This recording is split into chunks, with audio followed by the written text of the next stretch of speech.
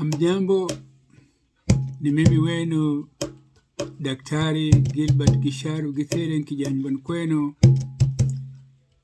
na kipindi ambacho kinaitwa Mazungumzo. Wakati mwingi nimekuwa nikija nyumbani kwenu na kipindi hiki kuwafurahisha wakati ambako tuko na mambo ya COVID-19 na roho za watu ziko nzito, wana huzuni kwa sababu hawawezi kufanya mambo ambayo wanataka wao wenyewe, na kwa hivyo wanaketi nyumbani, wanasikia pweke na wanasikia watu ambao ni hohehahe kabisa.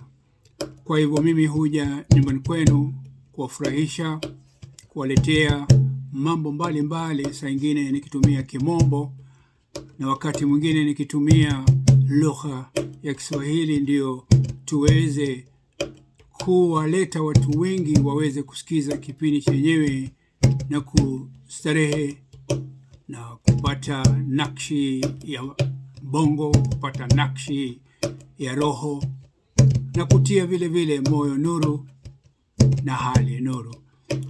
Hivi leo nimeona niwaletee wimbo wa kikundi kimoja ambacho kilikuwa upiga muziki huku Mombasa, kikundi cha The Roots. Yani wengi wenu ambao ni wa Kenya ama East Africa, Afrika Mashariki, mnawajua hawa vijana wa The Roots ambao walikuwa kipiga muziki hapo katika hoteli ya Nyali na huko Ainsworth Nairobi, wakitembea mpaka huko Dar es Salaam, wakienda mpaka Kampala na hata mpaka Kinshasa, na wakaweza kuwimba wimbo mzuri ambao ni wa santuri na ambao watu wengi wameupenda sana, na unaitwa Sofia, dada Sofia. Dada kina Sofia, mwambie Sofia wangu, leo atange vile na milele na milele. Wasemaji walisema na masemo yao yote haikuwa sawa kweli, na milele na milele. Dada kina Sofia, mwambie Sofia wangu, leo atange vile na milele na milele. Dada kina Sofia, mwambie Sofia wangu, leo atange vile na milele na milele. Wasemaji walisema na misemo yao yote haikuwa sawa kweli, na milele na milele. Baba we, dada we, mama we, yule wangu, leo atange vile na milele na milele. Mama we, dada we, yule wangu, leo atange vile na milele na milele. Yeah. Huo ni wimbo dada Sofia, wimbo mzuri ambao ulicharazwa na kikundi cha wapiga muziki ambao wengi wenu wanaofahamu, wako na jina ambalo linajulikana dunia kote, manake kuna vikundi vingi vilichukua hilo jina kujiita The Roots kufuatana na ile sinema ambayo ilitengezwa na Alex Haley, ambaye mnamkumbuka yule kijana ambaye alichukuliwa kuwa mateka kutoka Afrika, ambaye alikuwa anaitwa Kute Kinte. Na The Roots, watu wengi walichukua hilo jina, na hao vijana wa Mombasa walikuwa wanajiita The Roots. Thank you very much, viewers. That was a bit of Swahili, a language spoken in East Africa by about 120 million people from East Africa, Central Africa, South Africa, and even part of Northeastern Africa, sections of Somalia and Ethiopia. Swahili is a really, really big language. Now, I'll stop music a little bit and get into the program that we've been discussing. And the program has been indigenous languages, digital objects, and the World Wide Web.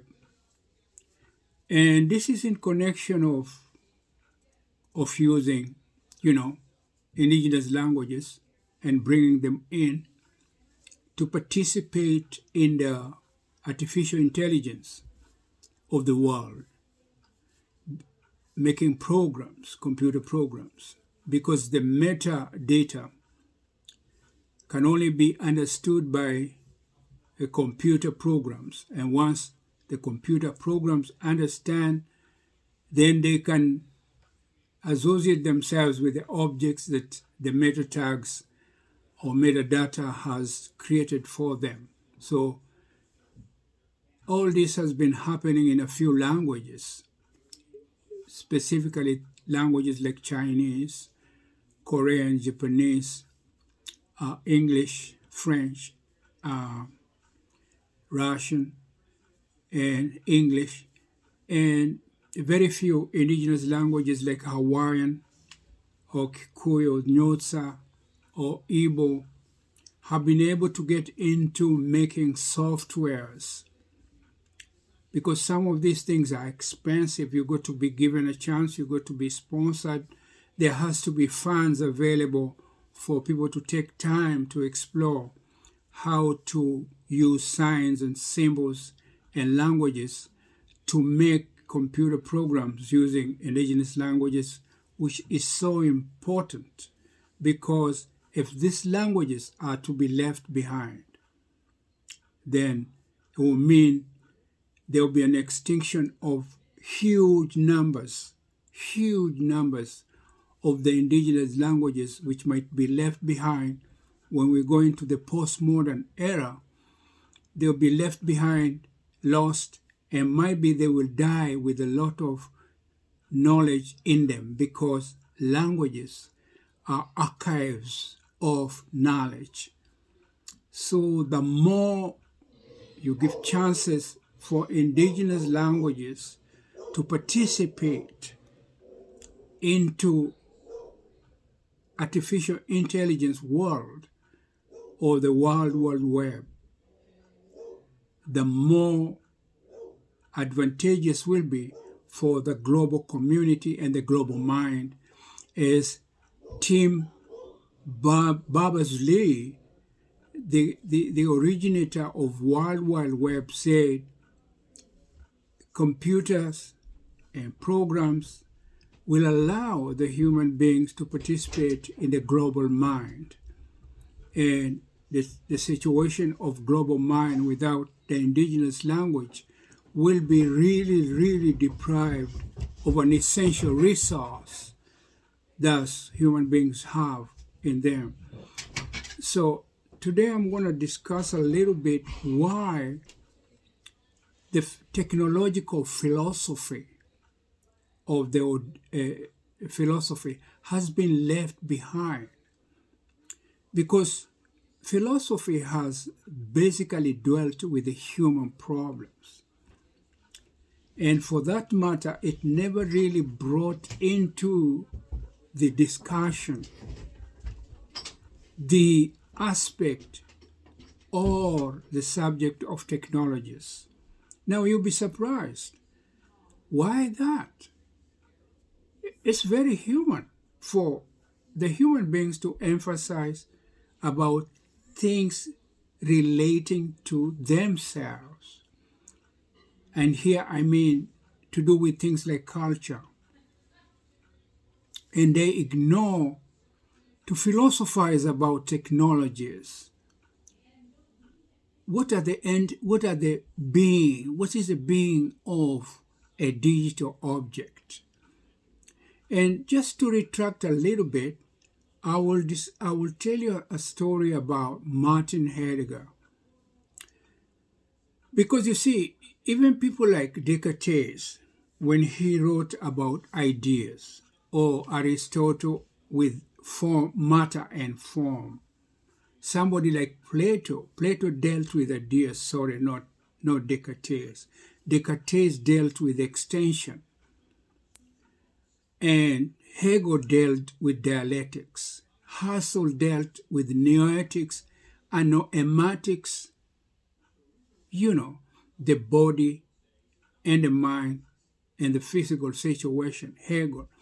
And then Martin Heidegger came in and dealt with being and time. And you can remember Martin Heidegger is the one who said, okay, we dealt with logic and time. And we have actually discussed knowledge from the perspective of just logic and the mind and the body of a human being and the object. But we never really, nobody really from Immanuel Kant, Descartes, Hegel, Husserl, until Martin had Plato, Aristotle, they touched it just by passing, but nobody really dwelt with the subject of being. What's the being? What are the entities of being, of a human being? And it is just Martin Heidegger who went into the details and dug out the beings of humans. And from there onwards, there was a philosophy to deal with the being of us humans. Now, the technologies that are actually communicating with us, the machines are talking with people. Because look, for example, you enter data into a software, and from that software, you can make an artificial limb for somebody using 3-dimension computer programming. And you produce a limb which somebody can use from the metadata that has been entered into a computer program. And it actually talks to the object making the orthotics and prosthetics for somebody who has no limb. And a 3D computer program makes a limb for a person who was lost, for some amputees from the war, the heroes of our society in the United States. Some of them go to war and they lose their limbs. And the computers nowadays are able to make them, orthotics and prosthetics, artificial limbs to wear. And all this is because of the computer programs. So Martin Heidegger told us that with the coming of the cybernetics, the metaphysics philosophy had become obsolete. Just imagine that. That means we as human beings were actually being given a responsibility to start all over, having a philosophy which includes machines. Look at that. Because all that time, even during the industrial age, the human beings had considered machines to be like trees or stones. But funny enough, with the coming of artificial intelligence, that one has changed completely. Machines are able to discuss and hold a discourse with the human beings. And that's a challenging situation for man. A very, very urgent, serious, and important thing that is facing human beings. That we got to start thinking, what digital objects do they have being? Do they have passion? Can they think? Can they feel sorrow? Can they be emotional? Can they have empathy? Can they be happy? Can they mourn? Can they cry? All these things are to be thought deeply, because soon you're going to have robots working for human beings in houses, being sent for errands. The service industry, very, very soon, especially at a domestic level, and even at an industrial level, is going to be taken over by robotics. Now, if there is that aspect of machines communicating with human beings, what's their being? Their entities of being. Can they be sorrowful, for example? If you start rewarding, for example, machines or robots, what kind of reward are you going to give them in industries? And what kind of rights are you going to accord them?